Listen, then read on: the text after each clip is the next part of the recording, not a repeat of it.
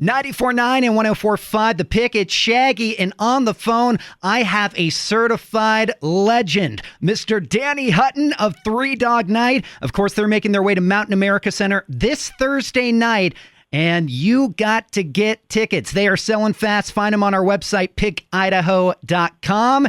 Danny, what is going on, brother? Hey, Shaggy. Well, I'm living in Lower Canyon, where all the hippies come to die.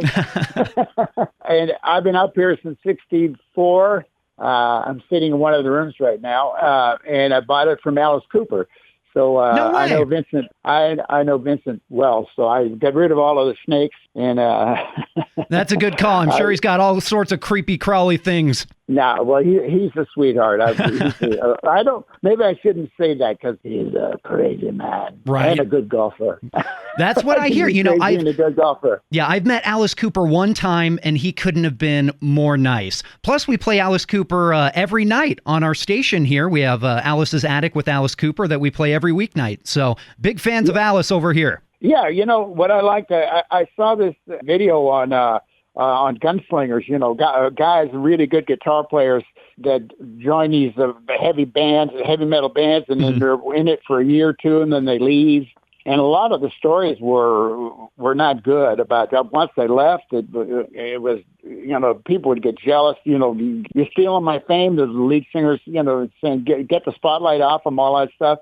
Alice has a reputation for whenever anybody wanted to leave, he'd just say, man, good for you, man. You know, just a real good moral center, you know. And he's exactly as sweet as... I should stop saying it, probably hurting people's image of him. But good guy, that's all I'll say. Do you know what? I will totally agree with you. Like I said, we're excited to have Three Dog Night back in Idaho Falls. I actually looked this up because last time you guys came to Idaho Falls, I was at the show. And that was December of 2019. Can you believe that? Yeah, at the Civic Center. Right? Yes, exactly, at the Civic Center, which is now called the Frontier Center. So quite a bit has changed since 2019. Yeah, and the band, you know, we used to kind of get nailed like these guys could do a lot of covers and all that crap, and we didn't do covers. We did Resurrections, except maybe Try a Little Tenderness was about the only one, which we did on our first album because of a tribute to Otis, who had just died. But other than that, we would find songs on albums that weren't hits. Mm-hmm. Albums were out for a year, and we'd say that should have been a hit. It wasn't done right. And then we would arrange it completely differently. And that, I'm a studio rat, so Richie Podler, the producer, Bill Cooper, the engineer, and me would fiddle, edit, cut, change, move all the parts around, and it came out all right, you know. I sound like a grumpy old man, but people should understand that, you know, it wasn't some mindless group with some guy that's, you know, records the tracks and then brings in the band and just says, okay, you guys sing. And it wasn't that kind of situation. So we had, you know, 21 consecutive top 40 hits. Well, exactly. You were doing something, right? Well, yeah. And the whole thing is we'd let the public pick what the single was. And every album we did, we would do like 3 hammering songs. I mean, we were in every chart except the jazz charts. I mean, but number one, white band on the R&B charts. Number 1 on the R&B charts, and we did a couple of free songs. We can do all of that stuff, and then all of a sudden, a record company, we said, "What are you going to put out?" And they say, "Oh, we're going to put out Old Fashioned Love Song." And it'd be, "Oh man, that's an old fashioned." It's like, holy crap! So the image of us and us are live is completely misconstrued. You know, the first tour, we finished our album in '68 and early '69, and our agent said, you guys should go out on tour and promote the album. So our manager said, I'm going to get another young band and you guys go out together. So we went out with a co-headline, went out another band, and the first gig we did, we flipped the coin. We went on first. The other band went on after us, and they tore the house down. They got off stage. It was Led Zeppelin. So Just a little old band. We toured with Led Zeppelin when no one knew them. I mean, so we became good buddies. We did about 8 shows with them, and what we really learned what to do is how to party. Man, those guys could party. Oh, I imagine you have some good Led Zeppelin stories. Yeah, not us. We didn't. We just we didn't partake. We just watched and learned. Well, do you know what? As long as you were entertained, that's all that counts, right? Yeah. But I like a lot of stuff, and I think again, I don't want to burst any bubbles, but to me, it's theater in the best sense. It's almost like wrestling. I love theater, wrestling. Because it's theater, really. Yeah, really exactly. Rehearsed, but the persona. Yeah, Alice does that too. Wonderful theater, but people don't get it. They don't get it that a lot of these fearsome-looking bands, you just get a casual shot of them in Hawaii with a Hawaiian shirt on, shorts, and their 3 kids and their wife in front of the beach. So it's a whole different thing. And with us, I think it's the other way around. It's they get this thing of kind of pussies, man. They're doing this soft crap. Sure. Like I said, our albums, people really listen to our albums. We usually have 3 or 4 songs that are just right there, nasty. So it is what it is. But I'll take the hits. Like one of my favorite groups, if you're going to get into the, I don't, people couldn't call it heavy metal, but hard rock. AC/DC. I don't know how you beat AC/DC. Oh, let me tell you, I saw AC/DC in Las Vegas back in April. And they have still got it, man. I mean, Brian Johnson, I want to say he's not too far off from you. I want to say he's early 80s at this point, late 70s, early 80s, and he has still got it, man. Yeah, he's younger. Be my younger brother. Your younger Scottish brother. Yeah. Well, I'm from Ireland, so we're probably related. The hardest thing to do is to write catchy, just good songs with simple chords. And that's what they do. It's, you can write these songs with all these beautiful, crazy, complicated chords, and they think that's going to make it better. But just try like a C A minor, F, G, 7th, 4 regular chords. Mm-hmm. In the 50s, you could write, there are probably 100 hits written with those chords. But you just have to have that knack of doing it. So I admire them. I like Foreigner. They're not heavy metal like that. Van Halen, and Alice and all those people. Little Feat. I don't know if you like Little Feat. Oh, yeah, sure. Yeah, I'm on one of their albums singing Roll 'Em Easy. Oh, very cool. You are just all over the place, Danny. Yeah, Lowell George, he saved my life, actually. He and a guy named Van Dyke Parks. I came home really out of it and in my car, and I pulled into the garage, and it automatically went down. The engine was still going, so I just kept listening to the song, and I passed out. And then luckily Lowell came by with his motorcycle. He used to come by, we used to party late into the morning. And he went up and got Van Dyke's, and they got into the garage and saved my life. So good one on him. Yeah, definitely. Well, we're glad for that. You probably owe him a debt after that one. Oh, yeah. Well, another really good guy. And tell you, did you ever watch American Pickers? Yeah, of course. Love that show. One of those guys just died not too long ago. Oh, I didn't know that. Yeah, I forget their name. One was Mike, and the other was something. His last name was Wolf, I think. So the heavier set guy, I think a year or two ago, ended up dying. So that was kind of sad. Oh, I didn't know that, but I'm watching it. Frank is his name. They found the American Pickers. They got a lead, and they found the original Aerosmith, rock and roll band. Yes, I saw that episode. Yeah. Did you see the part, or did you see it after they edited our part? You didn't see it? I saw like a clip on YouTube of that segment. And did you see where they had engraved on their dashboard 3 Dog Night? Oh, very cool. Yeah, so obviously they were a young band, and we were like we were doing stadiums at the time. So I think it was their inspiration.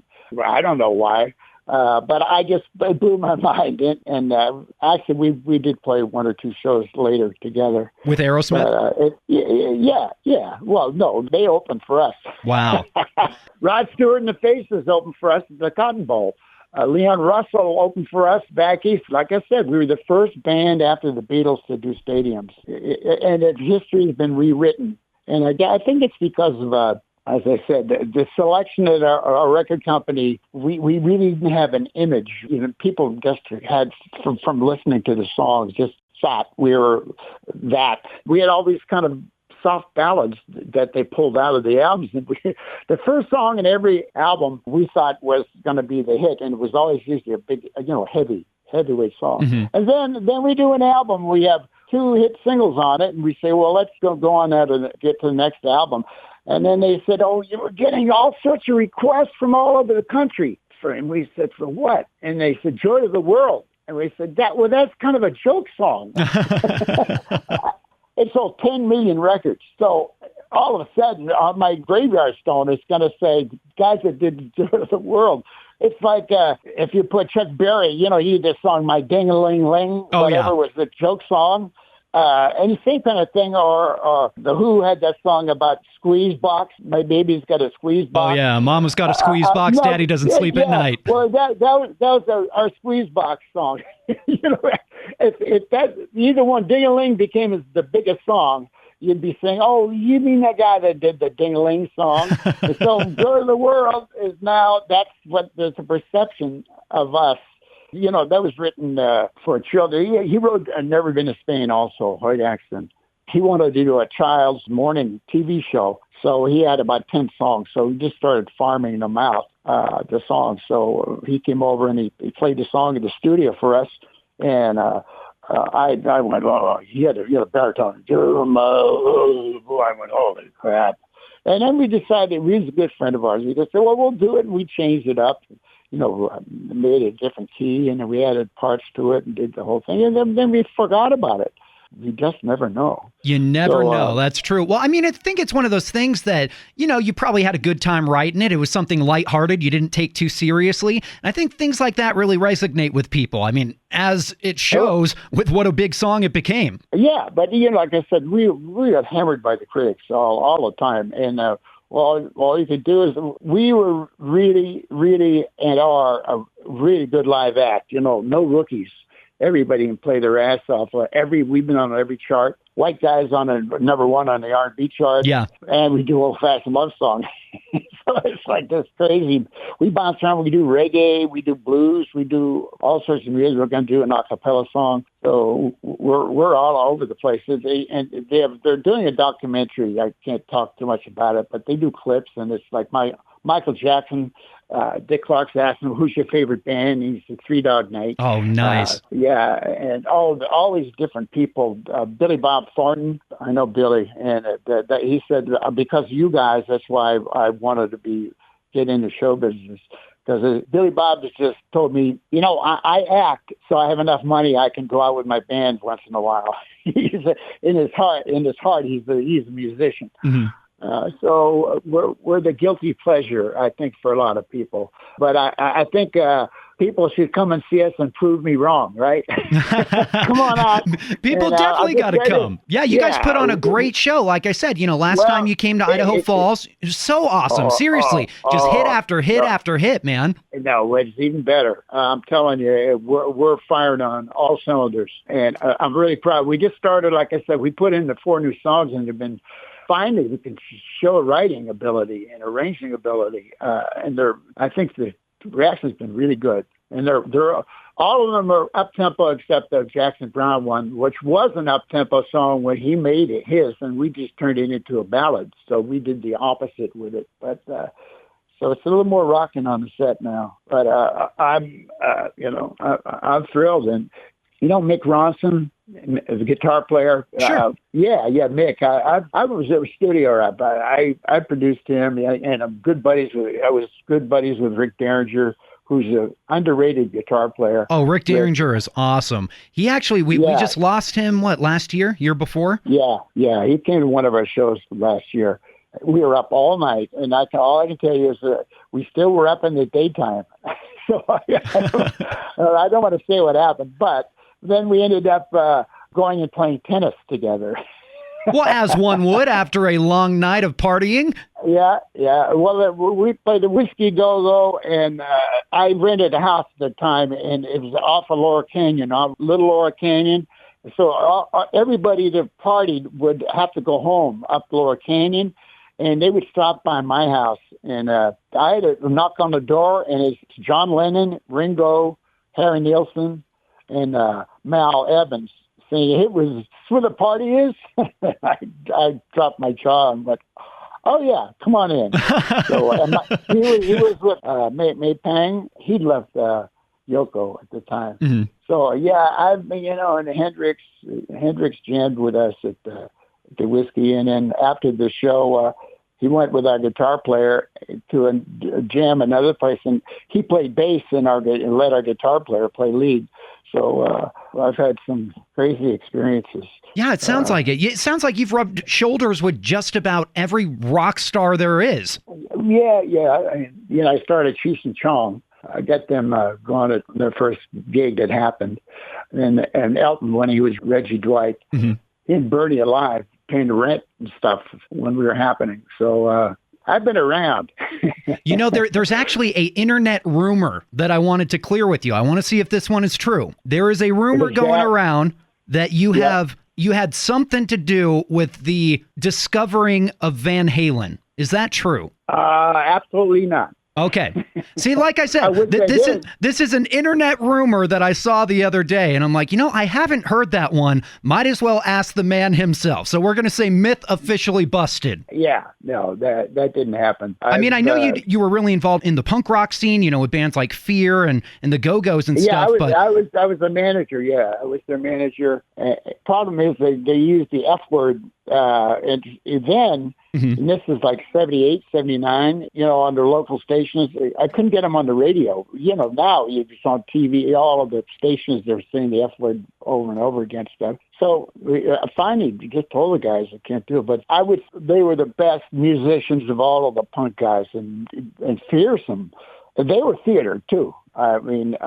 Lee Ving, the lead singer, mm-hmm. he went to college, and Philo, the crazy guitar player, was a physicist. But on stage, there was F you, go die. If there's anybody out there, any record people out there, go die. And I say, stop saying that, you guys. And then he'd get off stage and go to the dressing room, and he was fearsome, and he would fight, but he said, God bless you, to the other bands. They look at him like, is he putting me on? But they were, I would say, the first speed metal band. I'm saying a lot of bands. Oh, sure. I appreciate the rawness of bands that can play full chords in the garage, and they got great attitude and doing all that shit. These guys had attitude, and they were tight. Sticks, man, on the drums. And one was a garbage can. They were real deal. And it's just funny that my management company was one-way management. So, Lee would always look at me like, don't tell me 3 Dog Night. Oh, yeah, I won't mention it. So I like it. I like all styles of music. I'm old enough. I heard big band music, when I was a kid. So I remember the start of rock and roll. When albums used to be the big vinyl 78s, mm-hmm. they put 5 in it, almost like a book. And then it changed to the 45. People say, what's changed in music? And that was it. Went to 45s, then went to CDs, and now obviously you can just get it on the internet. But, yeah, crazy. They had a contractual thing up until not too long ago. Well, for me, not too long ago, but contractual thing in it. If you're a rookie and didn't know about it, they would whatever your record sales were, they would take off 15 or 20% for breakage, which that was an old thing in contracts. The records used to break. Yeah. And people didn't know what breakage meant. Finally, some lawyers got together and said, take that out. A CD doesn't break. 20% of royalties are being taken out, that kind of stuff. Man, how times have changed. Ain't that the truth? Yeah. Well, now you get it for free. Exactly. Yeah, you can just head on over to YouTube and find pretty much anything you want. I bet you could head on over to YouTube and find some 3 Dog Night live concert footage you didn't even know existed. Oh, yeah, I see it all the time. It's usually terrible because it's somebody in the 8th row and, or in the back. It all has changed. The one thing that hasn't changed is we have a lot of bands come up here. My son was actually producing somebody last night after we got back from tour. Is people say, well, what do you have to do to make it? Well, almost now, except for, really huge people, you're not going to make it on royalties, really. You make it by being good live. If you're live, you can do well, get known as a good live band. That'll carry you through. Obviously, you have to have good songs, but that's the way to go. And I love AI and all that stuff. You can't reproduce live. Not even close. It's like being on a tightrope, because even if you see a video live, it's not really live. There's no danger. There's no danger. It's there. When you're doing live, some of the guys in my band saying, "Oh, well, yeah, we're gonna kick ass tonight." I'll just say, it's got to be not as good, or better than we thought. You just don't know what's going to happen during the show, and I think the audience feels that, and that can't be reproduced. Live is going to stay with us. Even when they did the animated, the AI, and they're going to have somebody that looks like a real person, blah blah. You can't ad lib. You can't reproduce live. Truer words have never been spoken. And you know what? We cannot wait to see Three Dog Night live this Thursday night, January 22nd, Mountain America Center. You can find tickets once again on our website, pickidaho.com. Danny Hutton, thank you so much for joining me today, man. I truly appreciate your time. Thank you, Shaggy. It's the pick. There we go, man. I appreciate that. Like I said, can't wait to see the show this Thursday night, man. You have a good one, all right? All right. Thank you, Shaggy. And I want to prove everybody that I'm wrong, right? Hey, we'll prove them. You can boo. You're allowed to boo if you were right. There will be no booing. I promise you that one. All right. Thanks, Shaggy. Hey, have a great day, man.